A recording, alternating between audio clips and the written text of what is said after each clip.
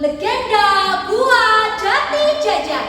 Kisah ini ditulis oleh Kustri Sumiardana yang bukunya diterbitkan oleh Badan Pengembangan dan Pembinaan Bahasa Kementerian Pendidikan dan Kebudayaan tahun 2017. Bagaimana ceritanya? Yuk disimak. Alkisah.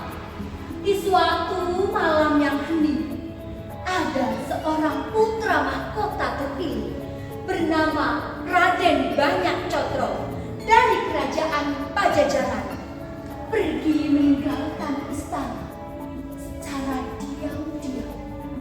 Tidak ada seorang pun yang mengetahui kepergiannya. Langkah kakinya membawanya ke sebuah padepokan di kaki bukit miliki Ajar Wirakro, gurunya dalam ilmu bela diri dan spiritual.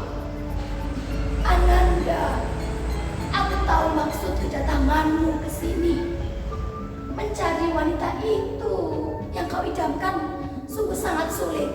Tapi kau pergilah ke sebelah timur negeri sana. Ada sebuah kadipaten bernama Pasir Luhur, pesisir selatan sana. Baik guru, hamba mohon diri sekarang juga. Hari demi hari, tibalah ia di Kadipaten Pasir Luhur.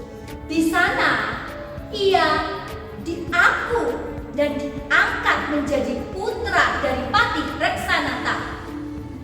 Singkat cerita, di suatu hari, Kadipaten Pasir Luhur mengadakan pesta rakyat atas hasil panen dan laut yang melimpah ruah. Kemudian datanglah seorang putri bungsu dari Kadipaten Pasir Luhur bernama Dewi Ciptaroso hendak membeli makanan. Lalu tiba-tiba hampir terpeleset. Namun untung saja Banyak Cotro yang saat itu sudah dipanggil dengan Raden Kamandaka berhasil menyelamatkan Dewi Ciptaroso. Mereka pun akhirnya saling jatuh cinta. Hingga pada suatu malam mereka bertemu, ada seorang prajurit yang melihat dan melaporkannya kepada Adipati Kandandaka. Langsung Patih Reksanata yang ditegur oleh Adipati Kandandaka merasa malu dan dengan berat hati mengusir Raden Kamandaka dari rumahnya. Raden Kamandaka terus menyusuri hutan hingga akhirnya ia menemukan sebuah gua untuk tempatnya tinggal. Di dalam gua ia bertapa, lalu mendapatkan wahyu dan bisa berubah menjadi seekor lutung. Dengan kesaktiannya itu, ia berusaha menemui Dewi Ciptaroso secara diam-diam. Hingga pada suatu malam, lagi-lagi Raden Kamandaka ketahuan oleh sang prajurit. Kamandaka pun dikejar oleh prajurit itu. Namun untungnya, Raden Kamandaka berhasil menyelamatkan diri saat ia berubah menjadi seekor lutung. Adipati Kandandaka pun marah dan murka hingga mengadakan sayembara untuk menangkap Raden Kamandaka. Hingga di sebuah negeri terdengar sayembara itu. Siliwangi pun datang ke Kadipaten Pasir Luhur dan menyanggupi sayembara. Berkat kesaktiannya, ia menemukan persembunyian tempat Kamandaka tinggal. Keluarlah Kamandaka! Siapa yang berani menggangguku?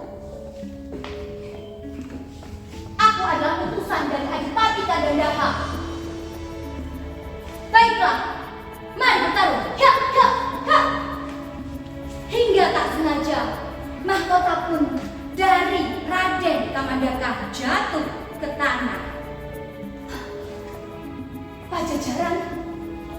Ya, sejatinya Pajajaran. Aku, si Banyak Cotro, adalah Raden dari Kerajaan Pajajaran. Kakang, ini aku, adikmu yang telah lama meninggalkan istana untuk mencarimu. Mereka pun berpelukan. Akhirnya mereka kembali ke Kadipaten Pasir Luhur. Namun sayang, hingga sampai sana Kadipaten Pasir Luhur diserang oleh Prabu Pule